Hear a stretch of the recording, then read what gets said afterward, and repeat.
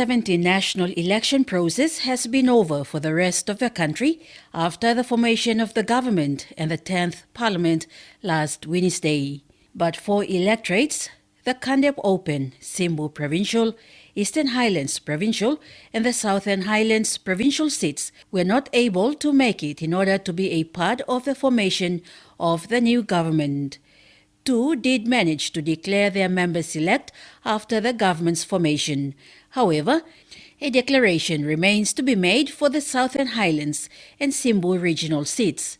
Whilst the Simbu and Eastern Highlands provincial seats had other reasons for the delay, the Kandep Open and Southern Highlands regional seats were affected by violence. For the Kandep seat, 2 police personnel were killed in the process. 1 was seriously injured. Properties were also destroyed, including ballot boxes. But Alfred Manasseh was eventually declared as member-elect. For Mendi, 5 people were killed on Saturday and properties were also destroyed. The incumbent governor of Southern Highlands, William Powie, has condemned these acts of violence.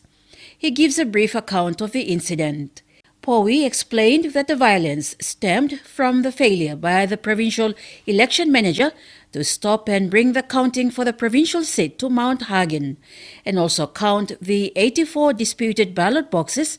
Directions, he said, were from the Electoral Commissioner. Following the killings and destruction of properties, a move has now been made to transport the remaining ballot boxes to Mount Hagen for counting, something which Powie described as a little too late. Meanwhile, the provincial capital of Enga Province experienced acts of violence just days prior to Mendi's violence.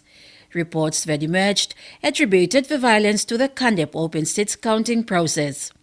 Don Pollier, the former MP, has distanced himself from these problems and condemned these acts of violence.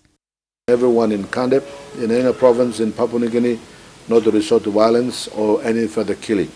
The tribal fight up there in Wabag must come to an end. I've already talked to the people up there. It will come to an end, and I'm communicating with them to put an end to this because I don't sanction that. I didn't cause it. I did not promote that. I will not support it. I am condemning the killings. I'm condemning the destructions of property. I'm condemning the tribal fights that are related to this issue. But I put the blame squarely on those that conducted themselves illegally, untransparently, and by the actions or inactions has caused the people's frustrations. Pollier, however, issued an appeal for the writ of the Kandep Open seat not to be returned to the Governor-General because of transparency issues. Gamatum needs to come in and solve the problem by calling the Kandep Open elected elections a fair election. Therefore, a supplementary elections is needed. Otherwise, the writ is tainted by blood and violence and killing, and it is so illegally obtained. The writ has been illegally obtained. It is untransparent. It's a shame in the 21st century.